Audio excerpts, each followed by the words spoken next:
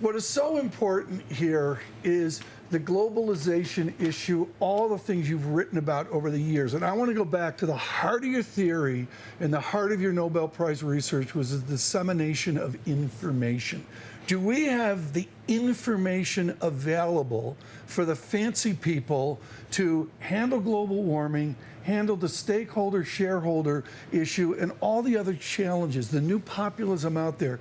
Do the elites have the information available to actually solve problems? Not all the information, but they have the information to act a lot better than they have. I mean, we know what's happening with climate change.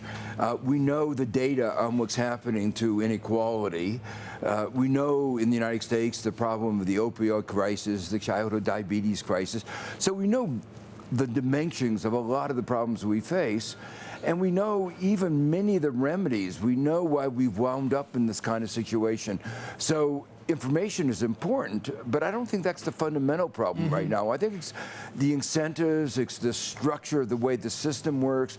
One of the big issues here being talked about in Davos is stakeholder capitalism, moving away from the kind of idea that Milton Friedman pushed, that you should only focus on shareholders. Years ago, folks, right out there in Happy Valley, Michael Porter of Harvard wrote a very important article that began this discussion. I know President Clinton at the time picked up on that. We've moved forward 6, 7, 8 years in shareholder-focused capitalism over to something new.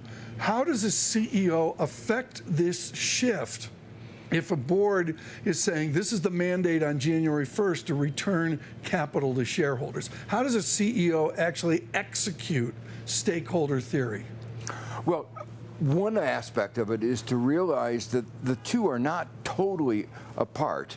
That one of the problems, one of the key issues today is getting a high-quality labor force. Absolutely. And a lot of the younger people, the millennials, as they say, really care that the company is doing the right thing, that they're not destroying the environment, for instance, and that they're not mistreating either their customers, their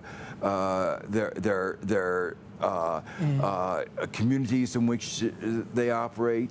So I think there's some degree of congruence, but I think there's going to have to be a change in the legal framework. Is this a debate? I want to get to global warming here in a moment, but is the stakeholder-shareholder debate a debate of prosperity, and that we're not in 2008 with a financial crisis? We have a full, supposedly, I know you disagree with the statement, a fully employed America, but is this debate the luxury of a prosperous time?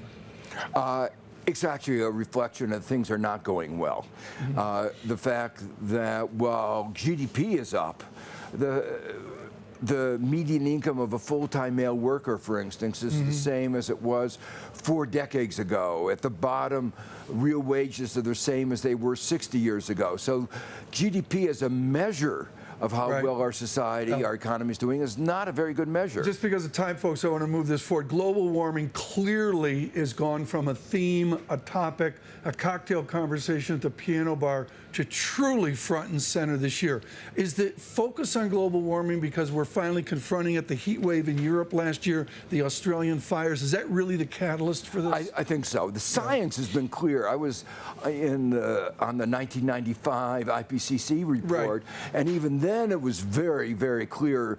But the one aspect that people didn't really understand is that global warming is also associated with higher variability, and what we're seeing is some of that extreme weather events, hurricanes, droughts, and we're realizing how disastrous this is for our planet. Okay, global warming is when you're a kid and you're going down I-80 and you drive by Gary, Indiana, home of laureate economists. Your Gary, Indiana is why we have global warming. I mean, we all know that. It's your fault. Yeah, well, it was an important part of it. It was an important part of it. How do we get from the incentives of Gary, Indiana from another time ago to a better incentive for industrial America? We have to have regulations, you know, and we have to have investment. We have to have incentives. Why do Republicans fear regulation? It's a mystery to me. You know, New York City would be in gridlock if we didn't have stoplights. Stoplights are a very simple regulation. Joe, I know he's in the ivory tower, folks. We have gridlock in New York. Just because of time, I want to get to an important new book, Rewriting the Rules of European Economy. I saw this under Madame Lagarde's elbow here this morning down by the espresso bar. Great book. It's getting a huge buzz. Rewriting the Rules of the American Economy. What do liberals need to do to get elected in America so they can rewrite the rules that are appropriate for Americans? How do liberals get elected in America? I think there's two things. One is a clear statement of what the problems are. Excess inequality, lack of sustainability, exploitation of a whole kind and variety. You know, life expectancy in the United States is going down partly because of an epidemic of childhood diabetes, an epidemic of opioid crises, companies exploiting to make more profits, undermining the strength of our society. And secondly, coming up with solutions.